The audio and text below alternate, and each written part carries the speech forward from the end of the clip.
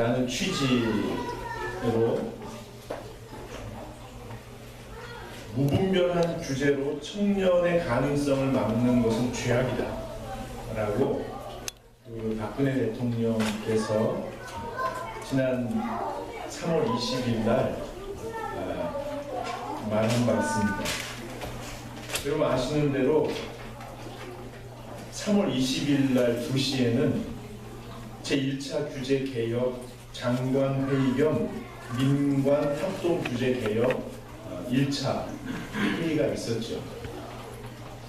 장관들뿐만 아니라 전문가와 일반 시민들이 160명이 대거 참여해서 2시부터 9시까지 무려 7시간 동안 저녁 식사도 거른 채 규제에 대해서 끝장 토론을 했습니다. 일부 언론사와 또 정당에 따라서 여러 가지 시각차를 보이면서 평가를 하고 있는데 어떻든 젊은이들의 미래를 위해서 대한민국의 미래를 위해서 직접 이렇게 토론을 오래 끝까지 하는 것에 대해서 우리 그리스도인들이 좋은 면을 좀 봐주고 그것이 열매 맺을 수 있도록 관심을 갖고 기도해야 할 필요가 있겠다 싶습니다. 여기서 박 대통령께서 약속하신 게 있는데 오늘 논의된 사항, 3월 20일 날 논의된 사항을 전부 다 리스트업해서 하나하나 어떻게 진행되고 있는지를 직접 챙기겠다 이렇게 얘기했고요. 자신의 임기가 끝날 때까지 불필요한 규제를 20% 전체가 한 15,000여 건 되는데 경제 규제가 13,000여 건 수준으로 낮추겠다 이렇게 약속을 했습니다. 대통령이 직접 규제를 챙긴 이유는 여러 가지가 있겠지만 정치적인 이유도 있고 여러 가지 이유가 있겠지만 그만큼 우리나라 경제가 심각하게 어려운 상황이라는 의미입니다. 그럼에도 불구하고 정치, 경제, 교육, 문화 하나하나 구체적으로 이런 문제들을 부딪혀서 실험하면서 우리 젊은이들이 미래를 열어가는데 자유롭게 활짝 가능성의 날개를 펼 수 있을 것을 기대합니다. 특별히 우리 교회 젊은이들 다 젊은이들이시네요. 우리 교회 모든 분들이 미래의 가능성을 활짝 펼치실 수 있기를 주님의 이름으로 축원합니다. 여러분은 어떠신가요? 여러분도 혹시 사사로운 규제나 사회적인 제약이나 또는 스스로 만든 올무 때문에 발목이 잡혀서 미래를 열어가지 못하고 현실적인 문제 때문에 우울한 마음으로 주저앉아 있어 본 적이 있으신가요? 아니 혹시 그런 경우를 지금 겪고 있으신가요? 저는 이 말씀을 묵상하면서 몇 가지 사건이 떠올랐습니다. 이 설교를 하다 보면은 말씀을 사모하고 꼭 저를 부족하지만 저를 주님을 바라보는 마음으로 말씀을 이렇게 듣는 사람들을 보게 됩니다. 수백 명이 수천 명이 모여 앉아도 그런 사람들이 이렇게 눈에 띄는 게 참 신기하죠. 근데 한 번은 어떤 청소년이 남자아이였는데 고등학교 2학년 남자아이였는데 한 2달 정도 그런 자세로 이렇게 쫙 말씀을 듣는 거예요. 저 뒤에서 듣는데 그게 그렇게 눈에 싹 들어오는 거 있죠.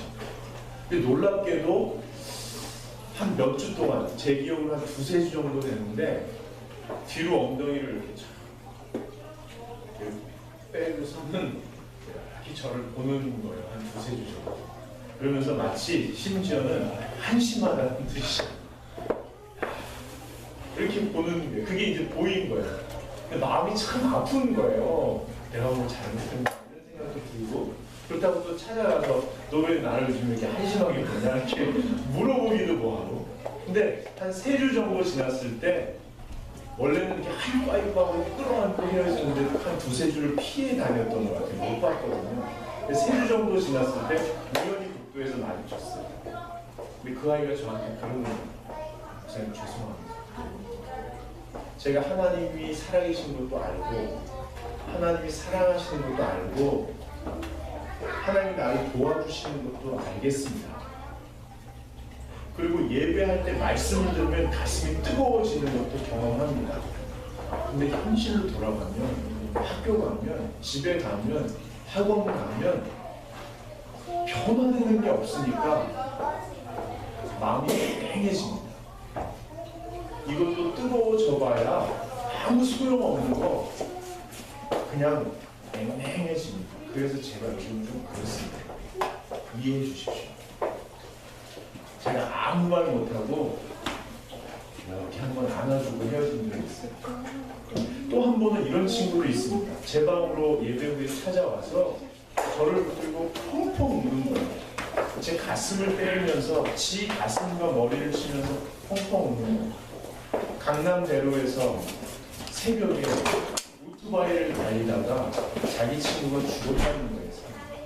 한 달 새 제일 친한 친구가 2명이나 죽었잖아요. 그러면서 저를 치고 바닥에 엎어져서 울면서 왜 하나님은 똑같은 방법으로 내 가장 귀한 친구를 2명이나 한 달 새 데려가시는 하나님 도대체 뭐 하시는 분이냐. 가슴이 터질 것 같아서 도저히 못 견디겠다고 펑펑 웃는 친구가 있었어요. 저도 그 아이와 함께 울었습니다. 애들만 그런 게 아니에요. 어떤 아주머니는 교회 집사님이셨는데 믿음이 참 좋은 분이셨는데 찾아오셨어요. 아들이 나를 때려서 참고 참다가 아버지한테 남편한테 얘기합니다. 남편이 아들을 붙들어 놓고 신사적으로 얘기할 줄 알았더니 술을 먹고 들어와서 너 이놈! 그랬다. 근데 아들은 나중에 제가 만나보니까 그렇게 하면 아버지가 그동안 평생 자기한테 살갑게 얘기하지 않던 아버지가 그때는 와가지고 너 그런 거 쓰냐 하고 얘기할 줄 알고 기다렸는데 기껏 술 먹고 들어와서 자기한테 호통을 치. 그래서 자기가 너무 속상해가지고 그러려고는 안 했는데 이렇게 휘두르면서 아버지를 밀치고 나갔다. 저보고 아들을 찾아달라고 왔지만 사실은 그 남편의 아버지, 시아버지하고도 평생 대화가 없었다. 이렇게 가능성 없는, 다시 화해할 가능성이 없는 이 집안에 대해서 안타깝게 제 앞에서 얘기하는 아주머니 생각도 나요. 그런가 하면 젊은 사업가가, 대부분의 사업가는 그렇습니다. 기독교인 사업가는 그랬던 것 같습니다. 목사님 기도해 주십시오. 우리 직장을 위해서. 그리고 이 사업터를 위해서 기도해 주십시오. 제가 이런 계획이 있습니다. 이게 잘 되면 하나님께 다 드릴 겁니다. 목사님을 위해서도 살게 힘쓰겠습니다. 근데 안 되는 거예요.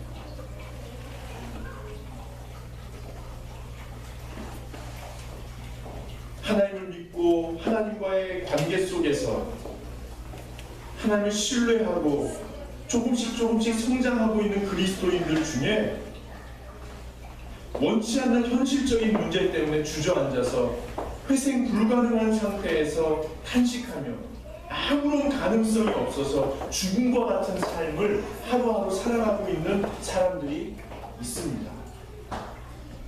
여러분은 어떠십니까? 은혜의 개별성에도 불구하고 목회자로서 가끔 그런 생각 들 때도 있습니다. 혹시 내가 모자라서 내 주변의 사람들이 이런 거 아닌가? 이런 마음 들 때가 간혹 있습니다. 여러분은 어떠십니까? 정말 미래를 활짝 열어가고 싶고 하나님의 영광을 위해서 살고 싶고 뭔가를 해보고 싶은데 미래가 열리지 않아서 현실적인 문제가 해결되지 않아서 그 자리에 주저앉아 있는 분이 혹시라도 계십니까? 그렇다면 오늘 이 말씀 앞에 함께 나아갑시다. 이 말씀이 우리에게 소망이 되기를 간절합니다. 오늘 본문에 보면 주님과의 개인적인 관계 속에서 친밀감과 신뢰감이 쌓여가고 신앙이 점점 성장해가던 마르다와 마리아 가족이 등장하는데, 이들에게 이 가정에 큰 시련이 닥쳤습니다. 하나밖에 없는 오라버니가 병들어서 죽어버린 것입니다. 무덤 속에 매장됐습니다. 돌무덤으로 입구를 막아버렸습니다. 회생될 가능성은 전혀 없습니다. 돌무덤을 치울 수도 없고 치워도 안 되고 치워봤자 시체의 썩은 냄새만 나는 그런 상황이 되었습니다. 어차피 한 번 태어난 건 죽는다면, 오빠의 죽음이라면, 오빠의 죽음은 어쩌면 현실적인 문제로 받아들일 수 있을지도 모릅니다. 근데 더 이 가정을 아프게 한 것은 주님에게 돌봄을 받지 못했다는 것, 주님에게 잊혀졌다는 것, 아니 주님에게 버림받았다는 현실입니다. 멀리 계셨던 것도 아니고, 주님이 베다니에서 멀리 계셨던 것도 아니고, 바쁘게 걸으면 반나절이면 올 수 있는 거리였는데, 주님이 오빠의 아픔을 몰랐던 것도 아닌데, 또 주님이 뭔가 더 중요한 일이 있어서, 하나님의 영광을 위해서 더 중요한 일이 있어서 바빴던 것도 아닌데 말입니다. 오늘 본문 읽진 않았지만 6절을 한번 보십시오. 참, 이 말씀을 어떻게 받아들여야 됩니까? 나사로가 병들어 사람을 들으시고 그 계시던 곳에 이틀을 더 유하시고,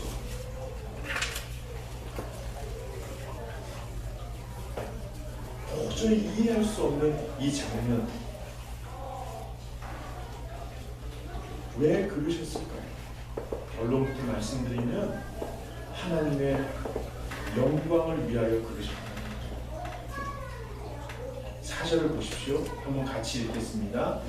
예수께서 들으시고 이르시되 이 병은 죽을 병이 아니라 하나님의 영광을 위하여 하나님의 아들이 이로 말미암아 영광을 받게 하려 함이라 하시더라. 아멘. 이 병은 죽을 병이 아니라 하는 거예요.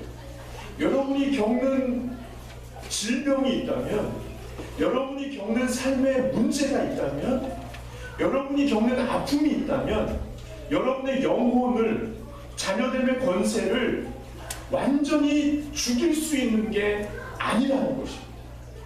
여러분의 영적인 생명을 앗아갈 수 있는 이 세상에 그 어떤 큰 문제 없다는 것입니다. 그리고 그 모든 것을 통하여 하나님께서 영광을 받으시겠다는 것입니다. 예배할 때 말씀드린 것처럼 영광을 받는다는 것은 부모의 입장입니다. 부모가 자식을 통해서 영광을 받는다 이렇게 얘기하잖아요.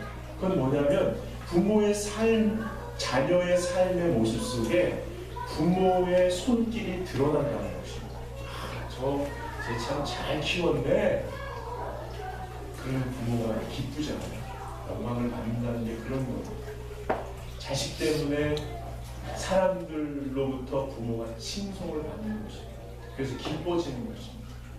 하나님께 영광을 받는다, 하나님께 영광을 돌린다, 하나님께서 영광을 받으신다, 이 말씀은 바로 여러분들의 삶 속에 하나님의 흔적이 드러난다는 것입니다.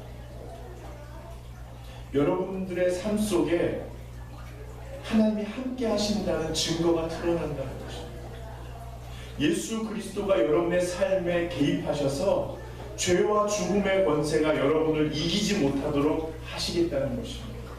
예수님께서 십자가를 지신 후에 돌아가시고 3일 만에 죄와 죽음의 권세를 이기시고 부활하신 그 똑같은 역사가 여러분의 생활 가운데, 영혼 가운데, 관계 가운데 그대로 드러난다는 것입니다. 하나님이 그렇게 하고 싶어 하시고 그렇게 하시겠다는 것입니다.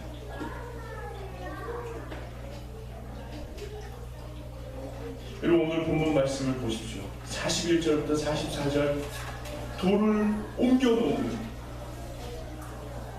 그 죽음을 종결지은 죽음의 마침표와 같은 나사로의 시체를 품고 있는 굴의 입구를 막아선 그 돌, 죽음의 마침표요, 생의 마침표요, 희망의 끈을 끊어버린 가위와 같은 그 돌을 예수께서 옮겨놓으라고 명령하십니다. 옮겨놔서도 안 되고 옮겨놓을 수도 없고 옮겨놔봐야 아무런 소망이 없는 그 돌을 예수님께서 옮겨놓으라고 말씀하십니다.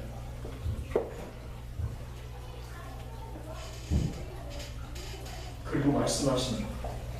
눈을 들어 우러러 보시고 이르시되 아버지여 내 말을 들으신 것을 감사하나이다. 예수님께서 하나님께 무슨 말씀을 하셨을까요? 우리 예수님께서는 하나님 앞에서 무슨 얘기를 하셨을까요? 어떤 얘기를 하셨길래 그 자리에서 내 말을 들어주셔서 고맙습니다 그랬을까요? 그리도 사랑했던 나사로, 그리도 아꼈던 마리아와 마르다, 지척에 두고도 갈 수 없이 거리를 두고 하나님의 영광을 위하여 죽음의 길을 걸어가는 것을 보고만 있었던 그때 예수님은 하나님께 뭐라고 했을까? 하나님, 내가 사랑하는 아이입니다. 내가 아끼는 아이입니다. 살려주셔야 됩니다. 내가 너무너무 사랑해서 아끼는 아이들입니다. 죽음이 삼켰다 해도 죽음을 깨고 일어날 수 있도록 살려주셔야 됩니다. 이 얘기를 들어주신 것 감사합니다. 42절에 항상 내 말을 들으시는 줄 내가 알았나이다. 그러나 이 말씀을 하옵는 것은 둘러선 무리를 위함이니. 예수님께서 개입하셔서 절망의 자리에서 하나님의 자녀들이 일어나는 것을 둘러선 무리들이 보게 하시겠다는 것입니다. 여러분 37절에 보세요. 그 중에 어떤 이는 말하되 맹인의 눈을 뜨게 한 이 사람이 그 사람은 죽지 않게 할 수 없었더냐. 여러분은 이 얘기 들어보신 적 없으세요? 아니 그렇게 교회를 다니면서 그렇게 헌금을 했는데 그렇게 봉사를 했는데 그렇게 믿음이 좋다고 하는 사람들, 근데 왜 꼴이 그래? 이런 손가락질, 이런 얘기, 아니 말은 안 하지만 그런 눈총을 여러분 받아본 적이 있으신가요? 그럴 수 있습니다. 네, 바로 그 삶에 예수님께서 개입하셔서 모든 사람이 들으시게 아버지여 이 아이를 위해서 기도한 내 기도를 들어주셔서 감사합니다. 여러분의 인생에 이런 역사가 일어나게 될 것입니다.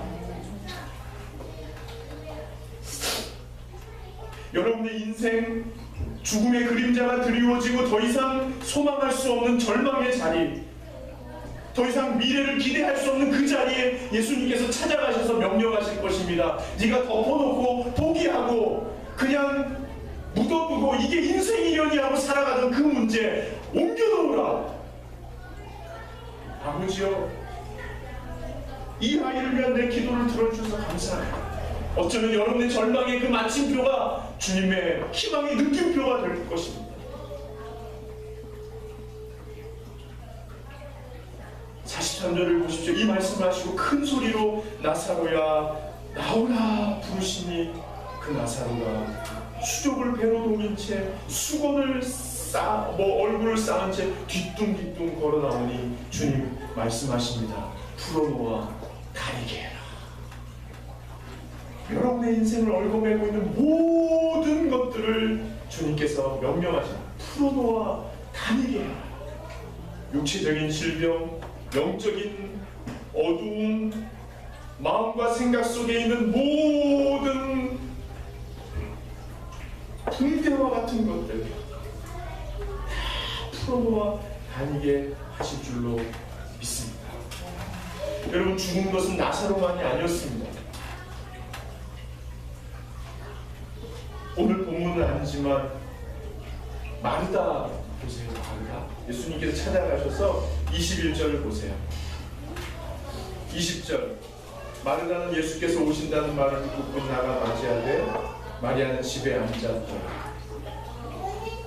마르다 21절에 마르다가 예수께 여짜오되 주께서 여기 계셨더라면 내 오라버니가 죽지 아니하였겠나이다. 그러나 이제라도 주께서 무엇이든지 하나님께 구하는 것을 하나님이 주실 줄을 아나이다. 예수께서 말씀하세요. 근데 마르다가 뭐라고 해요? 24절에 마지막 날에 부활 때에는 다시 살아날 줄 내가 아나이다. 여러분, 마르다는요, 대부분의 유대교 믿는 사람들이 알고 있었던 교리적인 부활을 얘기하는 거예요.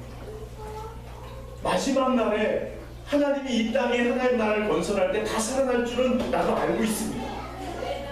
여러분, 여기 보세요. 주님이 지금 말씀하시면 무슨 일이든지 하실 줄 믿습니다. 머리로는 알고 입술로는 고백하는 거예요. 근데 마음으로는 당장 믿을 수가 없는 거예요. 지금 살아날 것이다. 아니요, 나중에 살아날 것은 알고 있습니다. 여러분, 우리 그리스도인들 중에도 그런 사람이 많이 있습니다. 저도 그런 과에 속하거든요. 머리로는 알아요. 입술로는 고백해요. 근데 마음에는 죽음의 무덤이 있는 거예요. 제가 청년 때 선배들이나 목회자분들이 기도 제목을 물어보면 전 기도 제목을 말할 게 없었어요. 그냥 지금 행복하다고, 더 이상 바라는 게 없다고. 다른 사람은 기도 제목을 3개, 4개, 어떤 아가씨들은 10개씩 얘기하는 사람, 하나 얘기하려면 저는 그냥 하나만 얘기해요. 하나. 근데 어느 날 깨달았어요. 내가 만약에 하나님의 자녀로서 잘 살고 싶다면, 정말 멋진 인생을 살고 싶다면, 내 인생을 다 드리고 싶다면, 의미 있는 삶을 살고 싶다면, 내 속에는 왜 내 한계, 내 이성적인 한계, 머리로 아는 것을 넘어서는 그 소망에 대한 열망이 가슴에서부터 솟아나지 않을까? 왜 나는 상식적이고 평이한 기도 제목 하나 내고 모든 거에 만족한 것처럼 이게 인생이려니, 하나님이 알아서 해주려니, 머리는 알면서 가슴에서부터 터져나오는 아버지에 대한 열망은 없는 것일까? 이걸 깨달은 적이 있어요. 그 다음에 뭐 달라진 건 없는 거예요. 쉽지는 않더라고요. 근데 그리스도인들 중에 남한테 설명을 하고 이렇게 해야 된다고 말은 잘하는데 가슴속에 무덤을 안고 사는 사람들이 있어요. 우리 예수님 말씀하세요. 야, 믿으면 지금 된다. 마르다를 가르쳐주는 거예요. 그리고 뭐라고 하세요? 마리아를 불러보세요. 여러분 30절 보세요. 예수는 아직 마을로 들어오지 아니하시고 마르다가 맞이했던 곳에 그대로 계시다. 여러분, 나사로의 아픔을 알고 이틀을 유하신 것처럼 마리아가 그 죽음의 자리, 절망의 자리, 가슴까지 다 무너져서 일어설 수도 없어서 우울함에 빠져서 무기력하게 넋놓고 앉아있는 자리에서 일어나 나올 때까지 기다리시는 거예요. 여러분, 저는 이거 알아요. 제 아버지 돌아가셨을 때 도저히 믿겨지지가 않는 거예요. 3일 동안 먹지도 마시지도 자지도 못하고 거기 앉아있었어요. 영정 앞에 앉아있었어요. 저희 어머니가 저를 때리면서 이놈아 울어라, 차라리 소리를 질러라, 몸부림을 쳐라. 넋이 나가서 가만히 있는 거예요. 내가 분명히 기도했다. 우리 하나님 아버지 살려내라고, 이거 응답해 주신다. 그 생각만 하고 살아날 거라고 생각하고 그 앞에 앉아있던 기억이 있어요. 여러분, 그리스도인들 중에 머리로 생각 못하고 가슴까지 무너져가지고 넋이 빠져서 거기 주저앉아있는 사람들이 있어요. 그럴 수 있어요. 예수님이 야, 일단 거기서 일어나, 거기서 나와라. 햇빛도 보고 먹기도 하고 일단 나와라. 나오라고. 32절에 보세요. 마리아가 예수 계신 곳에 가서 배우고 그 발 앞에 엎드려 이르되 똑같이 주께서 여기 계셨더라면 내가 오라고 그러니가 죽지 아니하였겠나이다. 예수님이 다르게 대하지 그냥 같이 우는 거예요. 같이 우는 거예요. 머리에 한개 갇힌 사람은 설명해서 풀고요. 우리 주님. 가슴이 무너진 사람은 가슴을 안고 풀고요. 그 속에서 일어날 수 있도록, 그 몸이 무덤의 자리에 앉아있던 그 사람이 일어날 수 있도록 주님 역사하시는 줄로 믿습니다. 여러분, 그럼에도 불구하고 이 세 남매에게 주님께서 똑같이 강조하신 게 있습니다. 네가 뭐 하면 뭘 볼 것이다? 믿음이야. 믿음을 강조하십니다. 여러분, 어떤 한계가 부딪혀도, 어떤 어려움이 있어도, 심지어 계속 실패하더라도 거기서 일어설 수 있다는 믿음을 결코 놓지 마시기를 바랍니다. 여러분, 박근혜 정부가 TV에 생중계하면서 7시간 동안 규제 개혁에 대해서 논의한 것은 뭐 정치적인 이유도 있겠고, 또 규제도 무분별하게 풀어서는 또 부작용이 있으니까 검토해야 될 것이 많이 있습니다.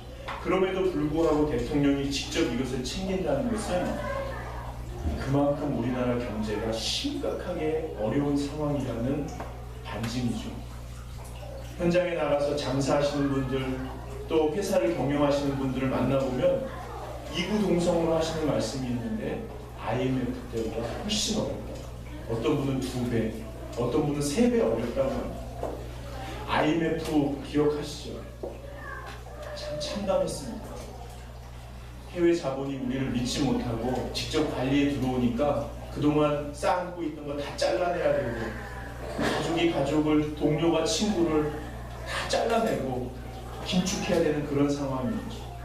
여러분, 그런데 IMF가 낳은 사생아가 있습니다. 물론 그 사건 때문에 IMF가 촉발됐다고도 하지만, 그런 기업이 날 수밖에 없는 한국적 기업 토양 때문에 IMF가 온 것이 맞다면, 한보 사태는, 한보 그룹은 IMF의 사생아입니다. 여러분, 한보가 법정 관리에 들어가면서 대내외적으로 그 기업에 대해서 기대감을 가진 사람은 하나도 없었습니다.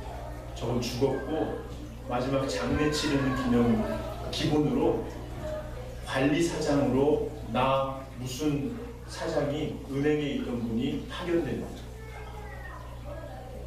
제가 그분에게 지난주에 전화를 걸었습니다. 이 본문으로 설교를 하다가 장로님 생각이 났습니다.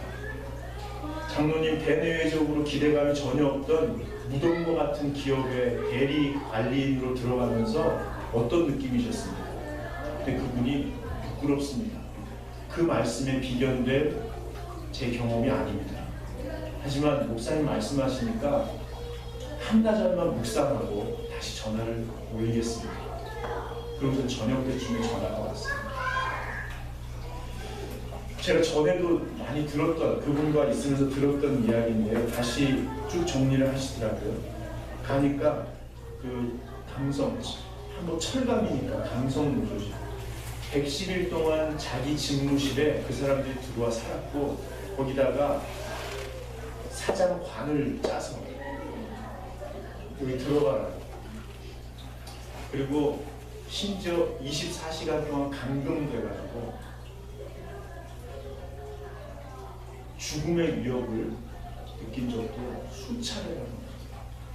근데 한 번도, 단 한 번도 그 사람들을 미워하지 않았다는 거예요. 그 사람들의 입장이 이해가 됐고, 그 진정성이 느껴지니까 대화가 됐고, 다 듣고, 내가 너희들 다 이해가 된다. 너희 가족들 걱정해. 그렇게 해서 지나가면서 자기 속에 이들을 사랑하는 마음이 생겼다. 그러자 시간이 지나니까 모든 농성하던 사람들이 장로님 앞에 무릎을 꿇고 용서해달라고, 잘못했다고 빌었다고. 그 다음부터 장로님 마음에 이게 해외 기업으로 넘어가면 얘네들이 살아남아야 되니까 역량을 강화해야 된다. 그래서 건강, 등산하고 스포츠할 수 있는 한 종목씩, 금연운동 펼치고, 금연이 95%까지 올라가요. 금연운동. 그리고 독서운동, 늘 책 들고 다니고, 공부하고. 그렇게 되면서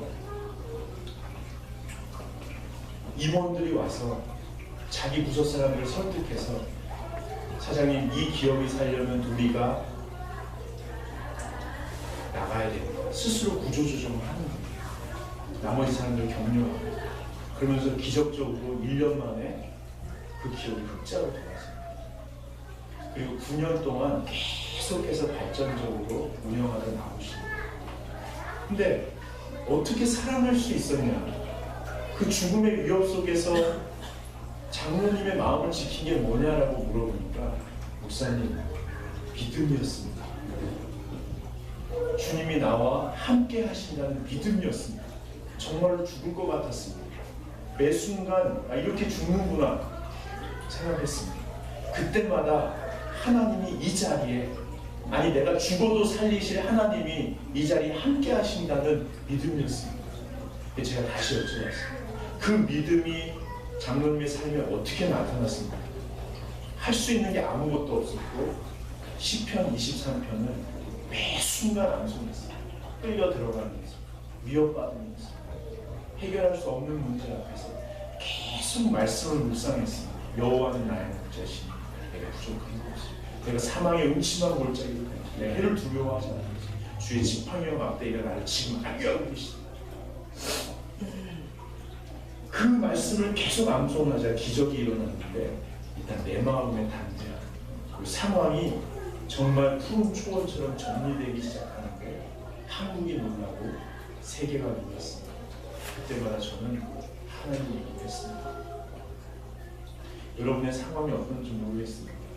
혹시라도 인생을 여기까지 살아오셨는데 여러분의 노력과 한계와 여러분의 모든 것을 동원해도 풀 수 없는 그런 무덤과 같은 문제들이 혹시라도 있으시다면 다시 한번 말씀드립니다. 주님을 믿는 믿음으로 주님이 개입하셔서 이 돌을 옮기라 하시는 음성을 들으시고 믿음으로 이겨내실 수 있기를 바랍니다. 우리 같이 확인하시겠습니다.